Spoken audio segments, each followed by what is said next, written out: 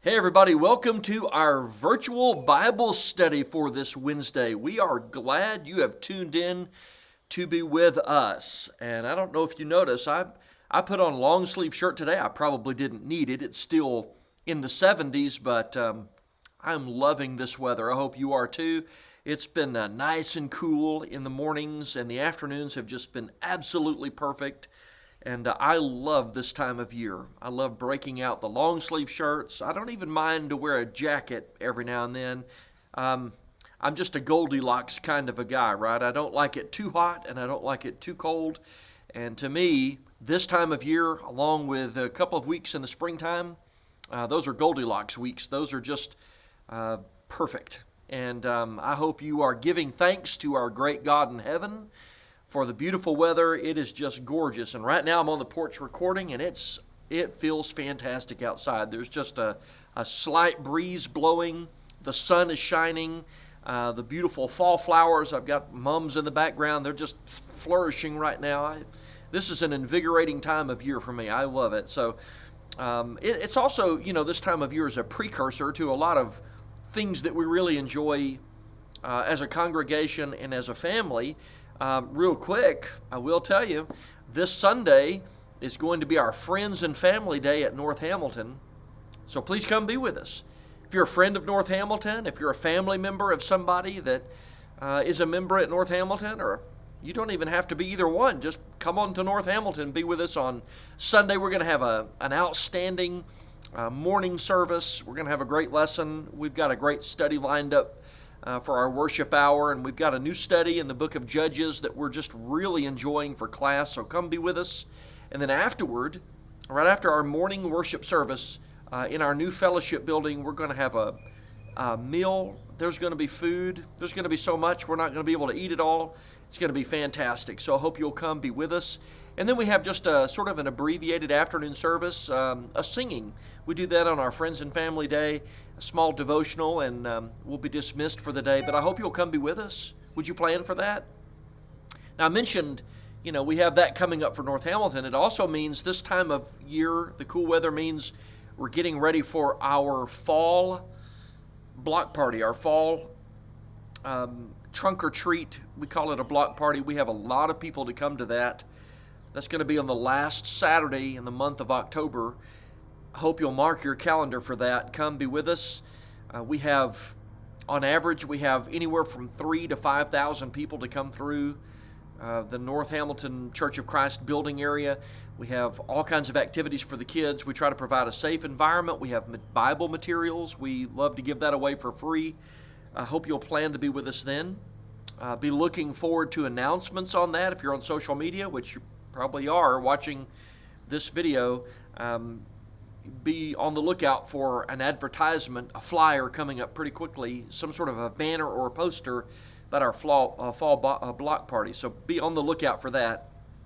Also, the cool weather means we're getting nearer to Thanksgiving holiday, and then we've got Christmas coming up. And so I just love this time of year. I hope you love it as much as I do. I know people have their seasons, but this weather is just great. I hope you're thankful to the God in heaven for all the seasons. But if this is your favorite time of year too, be especially thankful for that. It's just, I can't get over how gorgeous the weather is. But that also says, in contrast, there's some folks who aren't enjoying that right now. And as things are progressing, it looks like Florida may get hit pretty hard with a hurricane coming up. And we're praying for all of those people right now. If there's anything we can do, please know that at the most we can do is to pray, and we are definitely doing that. We definitely have you in our thoughts right now if you're viewing this from Florida, or if you have family members or friends in Florida. We're praying for their safety and that everything will be okay. It would be wonderful if it turned away and it was diverted away from Florida altogether, or at least if it does hit, the damage will be very minimal. But it's being predicted as a pretty bad thing. So please, if you will, in your own personal prayers, if you can do that, then please pray, and please do that. Tonight is a little bit different because if you can remember some of our previous studies, where we've come from, where we're going, we finished up a study on the church. We're done with that. We did a review of that. We made a sort of a final charge on that. We're getting ready to start something brand new tonight. And I hope you'll hang with us for this study. I think in just a moment we're going to make some observations. I think it'll be really clear why we're doing what we are doing. Because I think as far as this area of study is concerned, the world is in a real crisis. And this may be the most foundational, fundamental, first things first kind of study that we've done. Now, I think the church was a great study. And I think in our world, there are a lot of folks who just don't even understand what the church is. But we have coming up a brand new study starting on the existence of God. We've talked about it in different classes. We have little tidbits of information here and there, but we've never had a dedicated study just on the existence of God. And I'm really looking forward to that. I'm going to have more to say. Tonight is like the introduction to the introduction, because we have a real formal introduction coming up in the first lesson. All I want to do tonight is talk about why this is a good direction for us to go for our next study. So I want you to do a couple things. Obviously, if you're on YouTube, go ahead and like and subscribe. Share this video so people can know that it's coming up. If you're on Facebook, share this video and give it a thumbs up, but share the video on your timeline so that people can know that we have upcoming a study on the existence of God. Now, you're not going to get the benefit here in this setting of, I intend to do a lot of visual things to go along with the class, but you're still going to get the bulk of the discussion here. You're going to get a lot of the things we're thinking through and a lot of the subject matter. So just be prepared for that. And if you're capable of coming to the live discussion, the in-class discussion, please come to that, because there probably will be some things brought up and that we discuss in class that we just can't get to in a video. And visually, I can't, right now we just don't have the capability of doing that. Time and resources, we're working on it. I hope our videos get better and better as we go. But I want you to know that we're going to do that. And I want you to be looking on our website. Please do me a favor, look on our website and look for the upcoming notes. I'm going to go ahead and send it to my brother-in-law, who's one of the deacons of the North Hamilton congregation. He's in charge of the social media. He will get the outline. It's like a syllabus of where we're heading in our study. He'll get that uploaded to the website. And he will also upload the first set of notes, which covers the introduction. Now, in that set of notes, you've got 5 discussion questions, I believe there are. And I do that as a way, because I like for people to think, and I like to think. And I'm not saying I'm telling you what to do. I'm just saying class is always so much better when people have prepared and thought through the questions, because people all the time regularly think of things I don't think of. And so I'm learning in the process. So if you're learning, then I'm learning. And if I'm learning, you're learning, and it's a give and take. So there are 5 discussion questions on that sheet. I hope you'll go and download that material and keep up with the class notes. And then it would be great if you could do some research going into the next lesson or take your own notes.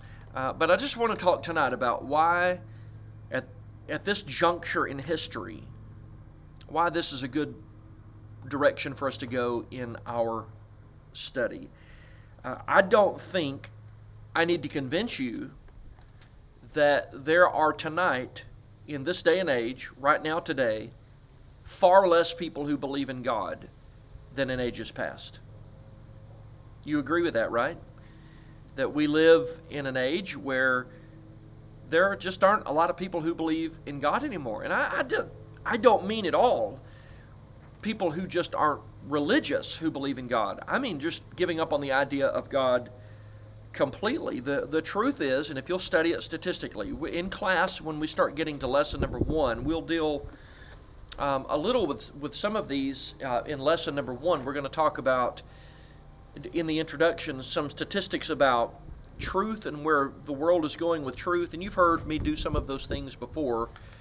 I think we have to be reminded often of where our world is heading, because in a minute I'm going to talk about why that's important. It directly affects the way we interact with the world. We have to know ideas. We have to know, big old hornet buzzing me on. It must be looking for a place to get down before the cool weather hits. But we have to know where the world is headed. And I know from personal experience, and if you're a member of the church, you likely have noticed in the last decade, 15 years maybe, you could back it up, maybe the last 20 years, there has been a steady stream of young people leaving the church. Have you noticed that? And here's where I see it. I see a lot of younger people grow up. They get in high school and they clearly carry, I mean, it's just written all over their face, a disinterest in the church. You know, maybe when they were kids, they were really involved and they went to Bible classes and they were really, enthusiastic. And then you sort of see the change on their face. And even if their parents bring them to services, they're just sort of blank faced. They're there. They don't really care. Now, that's not everybody. I want to be very clear. That's not everybody, but it's a lot of them. By the time they get to college, I see it. You probably see it too. I think you see it. That they're just never the same.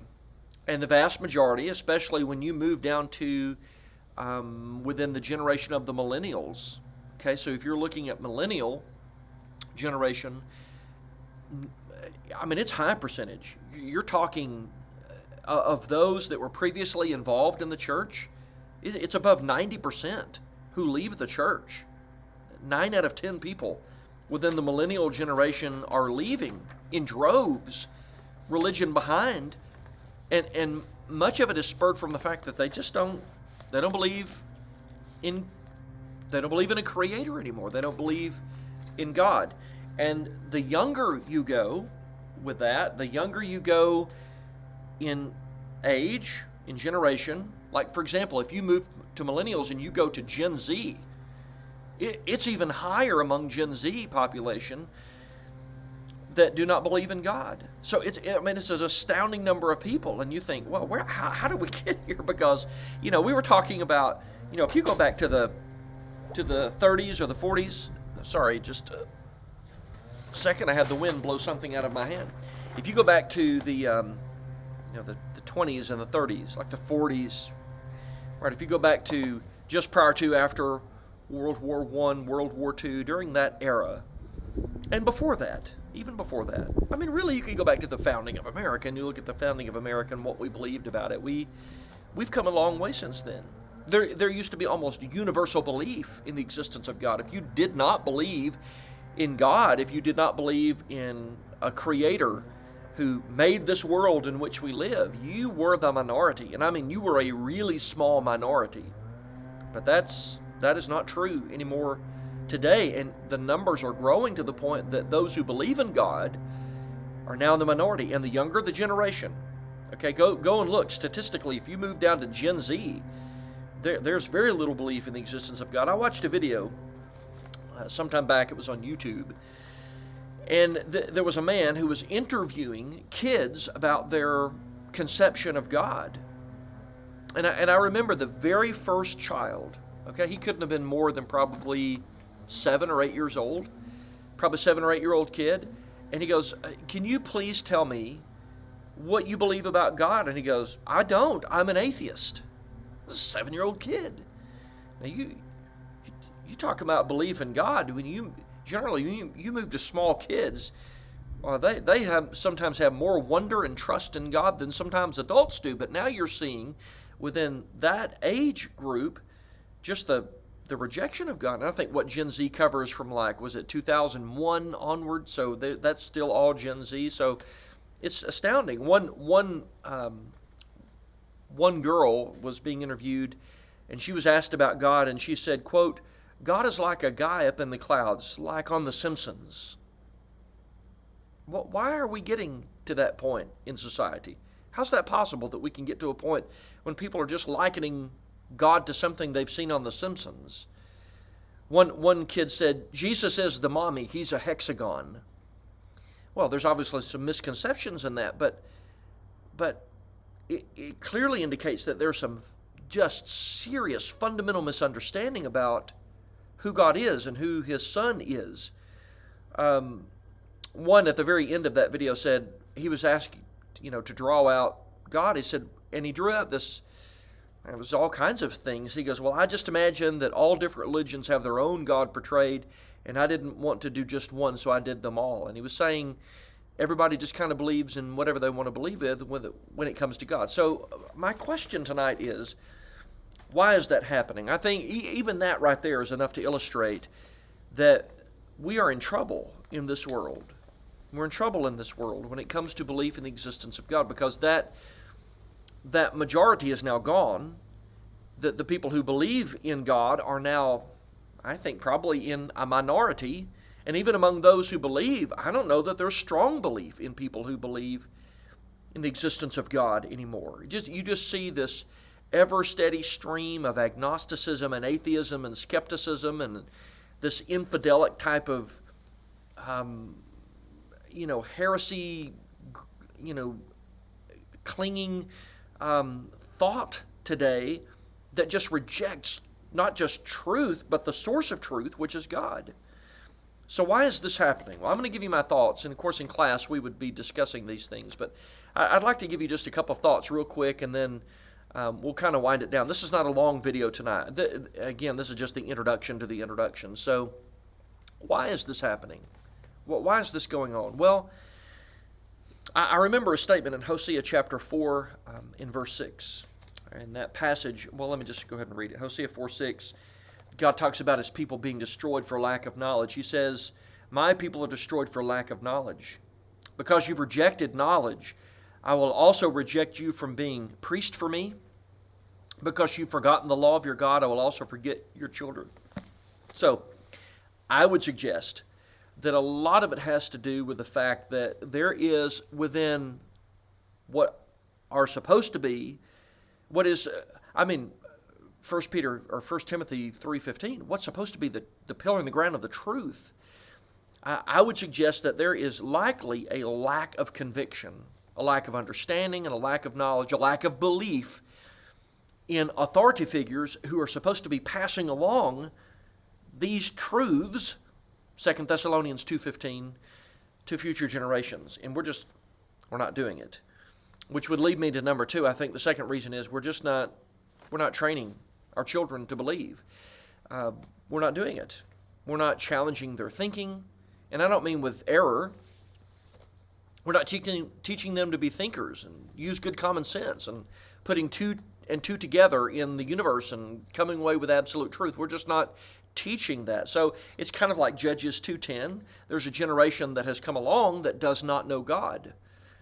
Right? They might have understood a little of God in Judges, but I think the principle is that when you lack conviction and you don't pass that conviction on to your children grow up twice as less convicted as you are.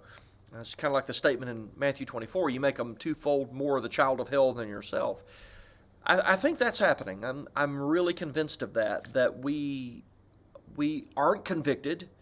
We don't really know the reasons why we believe what we believe. We just believe whatever because it's been handed down from generation to generation without really testing it to know how it's true and why it's true. And then since we don't do that, we can't possibly hand that off to our kids. And our kids are suffering the consequence of that lack of conviction in their authority figures, moms and dads, grandparents, aunts, uncles, things of that sort.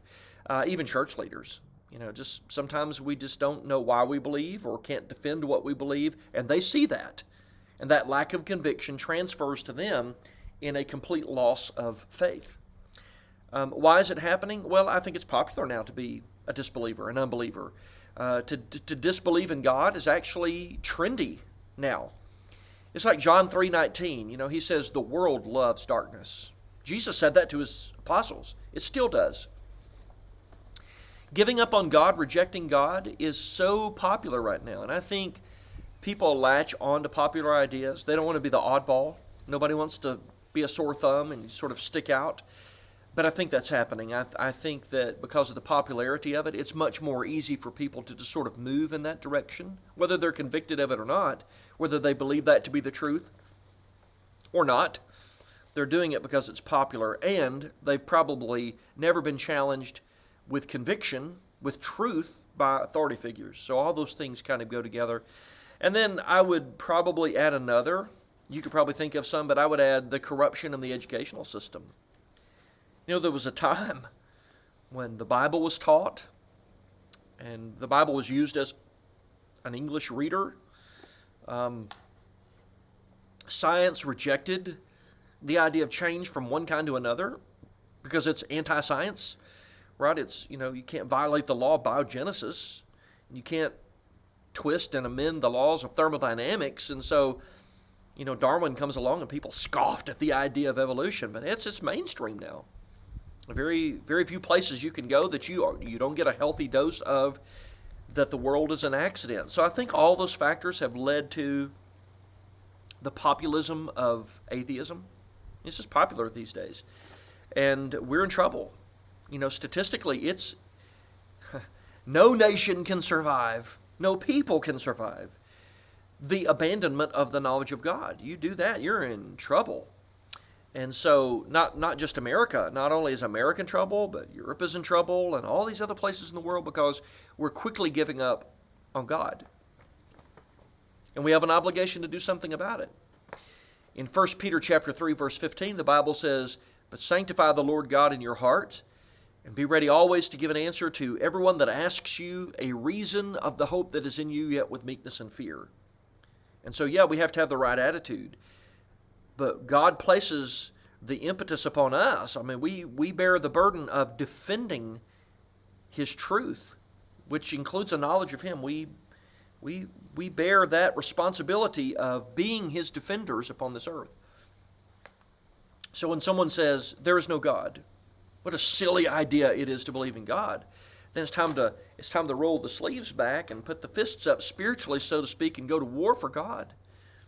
In fact, in 2 Corinthians chapter 10, verses 3 through 6, 3, 4, 5, and 6, you could probably include verse 7 with that.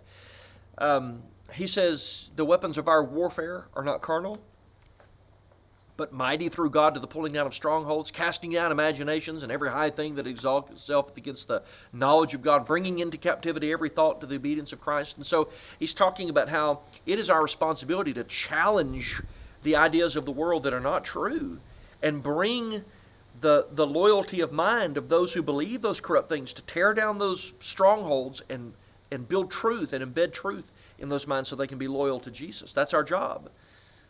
So as much as you may not often think about the existence of God because you just assume that it's true, or I assume that it's true, and we just go about life, there are a lot of folks struggling with that question, and we bear a responsibility to teach it to them. And I'm gonna tell you, I'll say it again when we start this up in, we have Men's Devo next week, so the week after that is when we'll officially start lesson number 1, so it'll be the second week of October. There are a lot of things we're going to study that will be challenging. Okay, be challenging, because we have to be able to take what information is being given by an anti-God, atheistic, thinker, and show them how that rationale is not correct, so that they can then believe in God. So we want to grow as thinkers in this process. And then I think the last thing would be, if we don't do this, we might as well hang the hat up with evangelism. You cannot go to a person today and say, I know that you've been struggling in your understanding of the book of Galatians, and I'd like to do this as a way of helping you to the truth. And today people look at you and go, the Bible? I don't care about the Bible. I don't even believe in God. So you have to be able to convince people of Scripture. And so I'm thinking that today, if we are not convicted and well-versed on and proficient in and be able to explain the existence of God, then there's a lot of people we will never reach, right? You don't get the chance to go and sit down in a coffee shop with Joe Schmo, who's a younger fella who's, he's intellectually, he may not be dishonest, but he's just not convinced of God. He's never been shown. And he starts throwing out arguments, and you say, well, I just feel like there's a God. That's not going to do it. In order for you to get to that man's heart, and for me to get to that man's heart and convict him and teach him about Jesus Christ, he's got to believe that the message God gave us is true. And before you can do all that, the starting point is God. Okay? So if in Acts 2 you're reading and you're like, well, they didn't do it in Acts chapter 2, it's because Peter was dealing with an audience in Acts 2 that already believed in the existence of God. But if you go over to Acts 17, where Paul is at Mars Hill, and he walks into the Areopagus and starts talking about the existence of God, he's trying to prove to people who doubted God's existence or did not know of the existence of the one God. He had to start there. So your starting point is per person. That's the context in which your evangelism is driven. There are a lot of folks in this world who, if you go to them and you try to talk to them about being a member of the one church, we talked about that. That's really important. You can't be a member of something else and go to heaven. But you're never going to convince them of the one church until you've convinced them of God. So I hope you'll stick with us. I hope you'll be back and stick with us. We're going to try to present this in the best way we can and be as spiritual and truthful and professional as we can be in this. We're going to try to be kind, but we are going to challenge ideas. And I hope you'll stick with us and do that. Invite your friends. If you have atheist friends or people who are agnostic or infidels, invite them to come. Come be with us at services. I promise we're not unkind. And I promise I issued this last time during the last study. If you have a question and you want to talk about it, let's get together. Now, here's what I'm not going to do. I'm not going to get together and just waste time because you're not being honest and I'm not being honest, and neither one of us are just going to look at evidence. I'm not going to do that. But if you're interested in truth, I'll buy you a cup of coffee and we'll sit down. I'll buy you lunch and we'll sit down and talk over lunch. Let's talk about it. The evidence is there to believe God exists. That's what we want to do. We want to really munch on the evidence for the existence of God. I know He's real. How do I know that? And you say, well, I know He's real. Great. That's awesome. He is real. But how do you know that? And can you take what you know and convey that to another person who's not so sure of what you know? Can you do that? Let's do this together. So let's, like Isaiah 1:18, come, let's reason together. Let's do this. So in 2 weeks, get prepared. Existence of God, the introduction to that, and be looking for the notes on the website. I thank you so much for being here tonight. Appreciate it. Please go ahead and wipe your calendar for Sunday, and just in that blank spot now that you've got it open, put Friends and Family Day, North Hamilton Church of Christ. We want to see you Sunday. Invite your friends to come be with us. It'd be great if we had standing room only on Sunday. I promise the message will be good too. I'll do my best. Hey, come be with us. And until the next time we're together, I want you to know I love you. And the God who does exist, He loves you even more than I do. I'll see you next time.